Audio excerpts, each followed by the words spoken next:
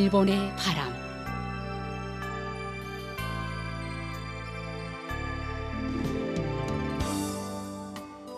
청취자 여러분, 안녕하십니까? 일본 정부가 전해드리고 있는 방송 일본의 바람입니다. 저희 방송은 납치 문제를 중심으로 일본과 북조선 관련 뉴스, 그리고 일본의 현재 모습과 일본 음악을 보내드리고 있습니다. 아시다시피 일본과 북조선 사이에는 일본인 납치 문제가 여전히 해결되지 않은 현안으로 남아 있습니다. 북조선에 의해 납치된 일본인 가운데 5명은 돌아왔지만 그 밖에 많은 피해자들은 생사 여부조차 모르는 채 아직까지 고향으로 돌아오지 못하고 있습니다. 일본 정부는 북조선 측에 모든 피해자들의 안전을 확보하고 그들을 즉각 귀국시킬 것을 강력히 요구하고 있습니다. 일본과 북조선은 이웃에 있음에도 불구하고 아직까지 공식적으로 외교 관계를 맺지 못하고 있습니다. 일본 정부는 불행했던 과거를 청산하고 납치 문제를 비롯한 여러 현안들을 해결해 국교 정상화를 실현시킬 방침입니다. 그래서 저희 방송에서는 일본과 북조선 사이에 가려놓여 있는 가장 중요한 과제인 일본인 납치 문제를 중심으로 다루고 있습니다. 그럼 오늘도 마지막까지 함께 해주시기 바랍니다. 먼저 일본의 바람 뉴스입니다. 4월 16일부터 18일까지 나가노현 가루이자와 마치에서 선진 7개국 외무장관 회담이 개최되었습니다. 일본에서는 하야시 외무대신이 참석하여 북조선 정세를 포함한 국제적인 과제에 대해 논의가 이루어졌습니다. 구체적으로는 우크라이나 정세에 관해서는 선진 7개국으로서 계속 일치해서 엄격한 대러시아 제재와 강력한 우크라이나 지원을 계속해 나갈 것을 확인하였습니다.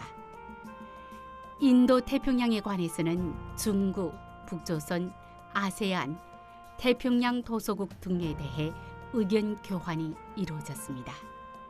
그리고 선진 7개국으로서 동중국해와 남중국해 정세에 대해 계속해서 심각한 우려를 표명함과 동시에 힘을 배경으로 한 일방적인 현상 변경 시도에는 반대해 나갈 것, 국제사회의 안전과 번영의 필수적인 요소인 대만 해협 평화와 안정의 중요성을 재확인하고 중국과 대만 문제의 평화적 해결을 요청할 것, 그리고 북조선의 핵과 미사일 문제 및 납치 문제에 계속해서 연계하여 대응해 나갈 것, 그리고 아세안과 태평양 도서국 등과의 협력을 강화해 나가는 것에 일치했습니다.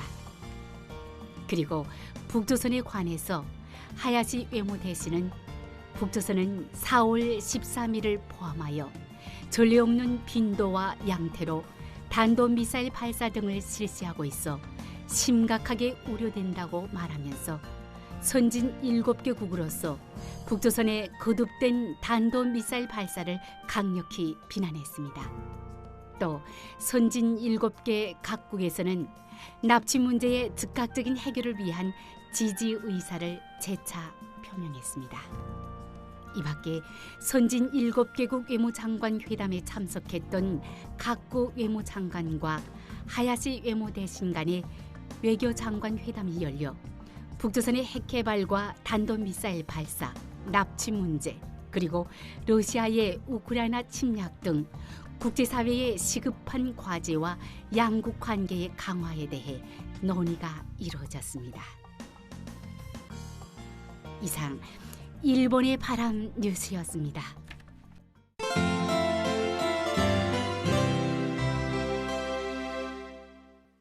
이어서 일본에 살고 있는 조선 반도 출신인의 일본 문화 소개 코너를 보내드립니다.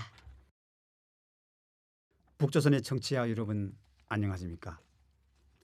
최근 북조선의 최선희 외무상이 북조선의 핵 미사일 개발의 포기를 요구한 선진 7개국 외무상의 공동 성명을 비난하는 담화문을 발표하였습니다. 최 외무상은 황당무계하고 불법 무도한 내정 간섭이라고 말하고 핵 미사일 개발을 정당한 주권의 행사라고 하며 미국의 핵의 위협에 맞받아칠 수 있는 힘만 있으면 그만이다. 누구의 인정도 승인도 추구하지 않는다고 강조하였습니다. 오늘의 일본 문화 소개 코너에서는 선진 7개국과 외무상 회의에 대해 소개해 드리려고 합니다. 북조선의 청취자 여러분, 일본의 나가노현 가루이자와초에서 4월 16일부터 18일까지 선진 7개국 외무상 회의가 열렸습니다. 북조선의 최선희 외무상은 담화문에서 G7이라고 표현하였습니다만 G7에 대해 알고 계시는 북조선의 청취자분들은 많지 않다고 생각합니다.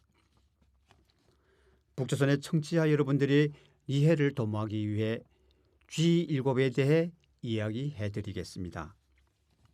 G7은 세계 경제에서 큰 영향력을 가진 미국을 비롯해 일본, 독일, 영국, 프랑스, 이탈리아, 캐나다의 선진 7개국과 유럽연합을 말합니다.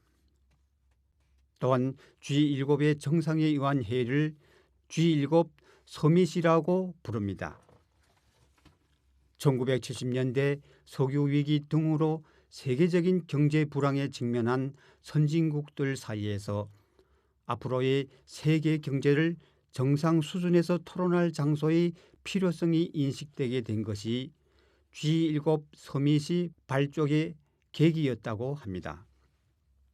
당초는 미국, 영국, 프랑스, 독일의 4개국에 일본을 더한 G5으로서 1년에 한 번 회의를 실시하는 것으로 합의되었지만 이탈리아가 참가를 표명했기 때문에 1975년 11월 프랑스에서 6개국에 의한 제1회 정상회의가 개최되었다고 합니다. 그 후 1976년에 캐나다가 가입하였고 냉전이 종결한 후에는 러시아도 더해져 G8이 되었습니다만 2014년에 러시아의 우크라이나에 대한 군사 개입과 크림반도 점령 등이 문제시된 것으로 러시아의 참가는 정지되어 G7으로 되돌아갔다고 합니다. 북조선의 청취자 여러분, 선진 7개국의 현재의 가맹국은 앞에서 언급한 대로 미국, 일본, 독일, 영국, 프랑스, 이탈리아, 캐나다 및 유럽연합입니다. 선진 7개국은 유엔이나 세계은행과 같은 기관과 달리 국제적인 권한을 가진 관리 부문은 존재하지 않는다고 합니다.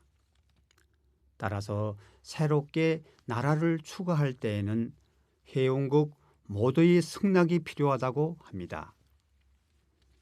한편 회의에 참가하는 선진 7개국 이외의 초대국의 결정 방법은 그 회의에서 의장이 된 나라의 판단에 맡겨지고 있다고 합니다.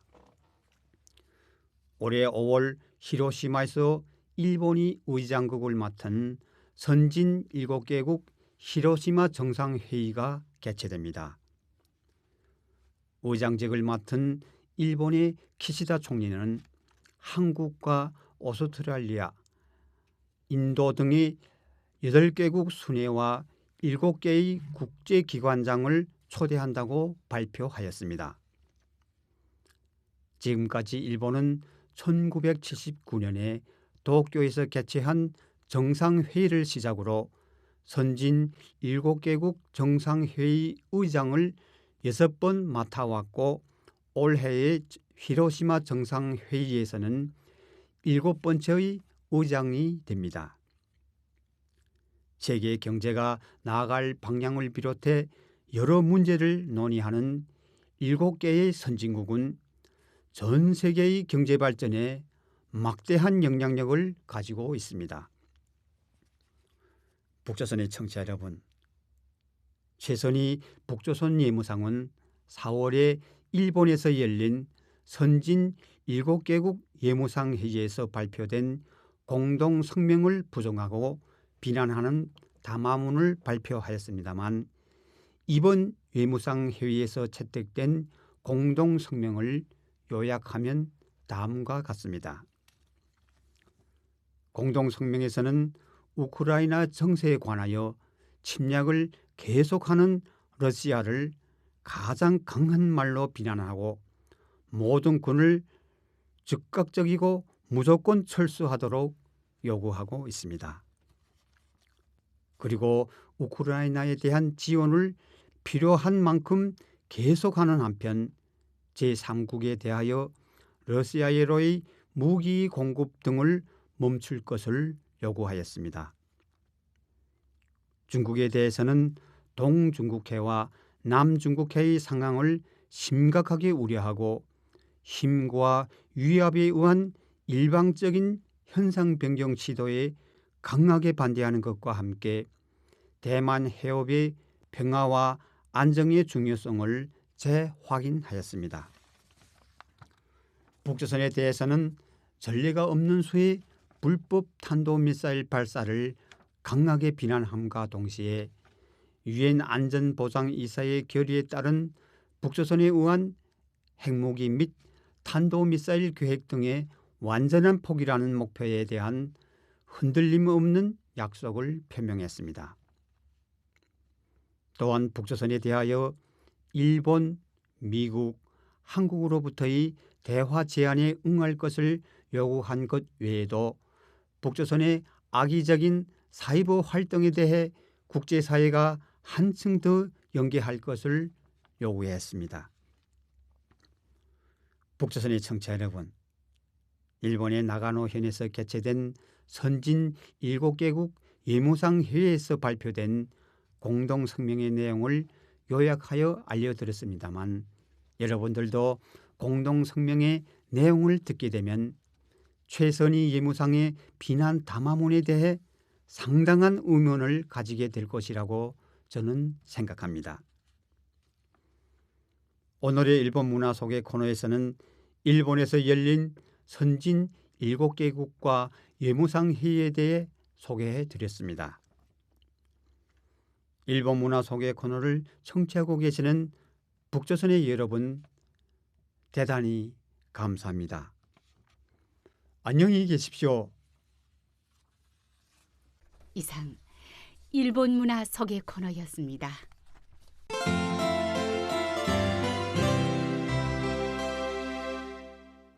다음은 뉴스 해설입니다.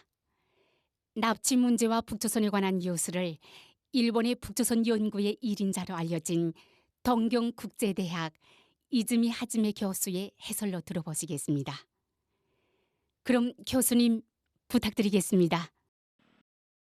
급행로서 미국을 좀 방문하고 있었던 윤석열 대통령은 4월 26일 날에 미국 바이든 대통령과 스냅 회담을 가지고 워싱턴 선언과 미한 공동 성명을 발표를 좀 했었습니다. 이번에 윤석열 반미라는 것을 좀 생각하면은 적어도 4개 의의가 있었다. 그렇게 말할 수 있는 것 같습니다. 첫 번째로서는 강경한 미한 동맹을 좀 기초로서 토대로서 미국의 한국에 대한 확장 억제랑 그런 것을 좀 강화하는 것이 좀 되고 아마 합의가 되고, 두 번째로서는 이러한 미국의 핵 억제력을 좀 실효성을 좀 높이 시키고 하면서 지금 한국 내에 너무나 좀 시끄럽게 나오고 있는 독자적인 핵무장 논의를 좀 진정화를 시키려고 하는 그런 의의가 있었다고 볼 수 있습니다. 세 번째로서는 지금 너무나 좀 준대하고 있는 북서선언의 핵의 협의에 대한 일미한 삼국의 좀 안보 협력을 한 것은 앞으로도 더 강화시키려고 한다. 그런 합의가 되고, 그리고 네 번째로서는 자유한 국제 질서를 지키려고 하는 동맹국으로서 미국과 한국은 그 중국에 대한 대응을 한 것은 좀 강화를 좀 하려고 한다. 그런 합의도 좀 되었습니다. 그것도 의의가 있었다고 볼 수 있습니다. 첫 번째, 미국의 확장 억제력을 강화를 좀 하는 거에 관해서는 이번에 한미 양국 간의 핵 협의 그룹을 한 것은 새로 만드는 것이 좀 합의 좀 되었습니다. 이런 것은 핵 협의, 미국의 핵무기 사용에 관한 문제에 관해서도 좀 양국 간에서 협의를 좀 한다. 그러니까 앞으로 모든 좀 사태라는 것은 좀 산정하고 보다 많은 협의를 좀 하려고 한다. 그런 것을 좀 합의가 되었다. 그렇게 말할 수 있고, 그것이 역시 확장 억제라는 것은 강화하는 거에 의미가 있다라고 말할 수 있습니다. 그리고 두 번째, 좀 한국 내 핵무장론의 좀 진정화에 관해서는 이번에는 좀 미국, 한국 양국이 워싱턴 선언이라는 것을 좀 만들고, 거기서 미국이 조선반도에서 핵무기를 사용하는 것에 관해서 미국이 한국과 협의하는 것에 대해서 모든 노력을 좀 한다고 그런 약속을 좀 한국에 대해서 했었습니다. 이런 거 하면 한국 안에 있는 그 미국이 진짜 한국을 지금 지킬 수 있냐 그런 불안감에 대해서 진정화를 할 수 있겠다고 보고 있는 것 같은데, 물론 미한 양국 둘 다 이번 그 스네메담을 통해서만 한국 내에 있는 그 핵무장론이 잘 좀 진정화 시킬 수 있겠다고 그렇게 생각하는 거 아니고, 그것은 너무 좀 시간이 걸리는 작업이 될 것 같지만, 그래도 적어도 좋은 그런 시작으로 좀 이번에 했었다고 평가할 수 있는 것 같습니다. 세 번째, 일본, 미국, 한국의 협력으로 좀 강화하는 것에 대해서는 역시 이한 관계가 최근에 좀 너무 개선으로 좀 되었던 것은 그런 것이었기 때문에 일미한 안보 협력을 한 것도 가능한 본능이라고 할까 것이 좀 많아졌다고 볼 수 있고, 그렇기 때문에 이번에 미국 한국 사이에 되었던 합의에 대해서는 일본이 너무 좀 환영을 좀 하고 있습니다. 네 번째로서는 중국에 대한 자세에 관해서는 역시 윤석열 정권이 이전의 정권, 문재인 정권의 이른바 외교 안보 정책을 한 것은 완전히 전환을 좀 시켰다고 평가할 수 있습니다. 문재인 정권 하에서는 한국이 미국과 중국에 대해 애매한 자세라고 할까. 그런 그것이 좀 하나 득신다고 말할 수 있었던 것 같은데, 그러나 이번에 윤석열 대통령이 이런 애매한 자세를 완전히 좀 버리고 미국과 좀 돈조 자세라고 할까, 미국과 같이 하는 그런 자세를 좀 명백하게 표시를 좀 했습니다. 그렇기 때문에 중국도 너무 그거에 대해서 적으로 좀 받아가지고 판단을 했다고 말할 수 있는데, 중국이 4월 27일 날에는 한국에 대해 그 이번 미항 스낵회담의 결과에 대해서 관여를 한 불만이 좀 교제했다고 했었습니다. 이번 그 미항 그 정상회담, 미항 합의에 관해서 북조선이 그 취했던 태도가 너무 의미스럽다고 말할 수 있는 것이, 역시 너무나 억제적인 그런 태도를 좀 북조선이 이번에 취했다고 말할 수 있게 때문입니다. 4월 26일 날에 미항 스낵회담을 좀 했었을 때 거기에 대해서 별로 도발적인 행동, 그런 올라온다 그런 것은 좀 하지 않았고, 4월 28일 날에 김여정 그 배우자의 좀 어떤 그 발표가 나왔습니다만, 그러나 그것이 이때까지는 좀 28번 정도 해왔던 그 김여정 씨의 담화와 좀 다르게 처음으로 립산 발표라는 것은 좀 했었습니다.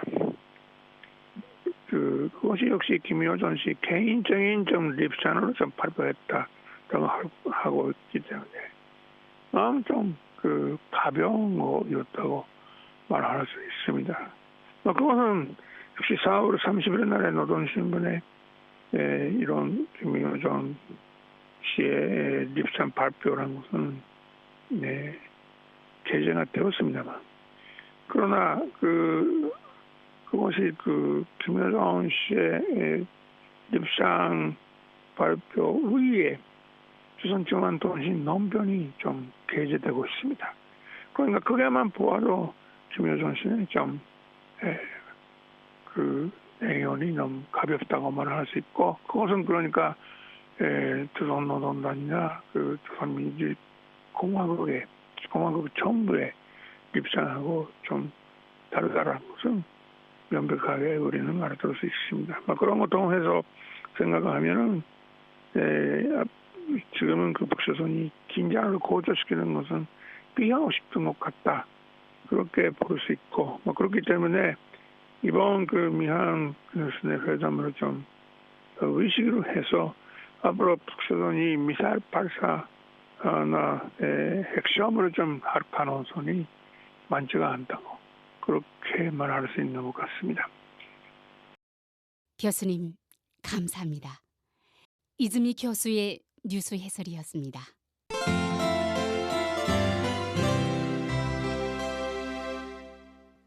다음은 이번 주의 한국입니다.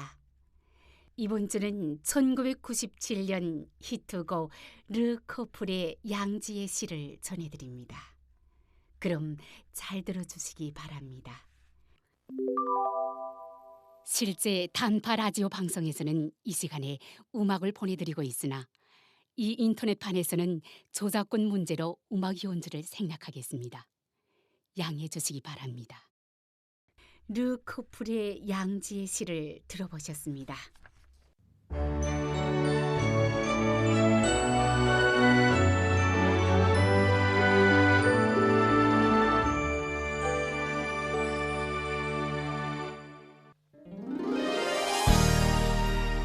북조선에 계신 납치 피해자 여러분, 이번 주 일본의 바람 어떠셨습니까?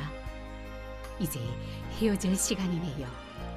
그럼 다음 시간에 뵙겠습니다. 안녕히 계십시오.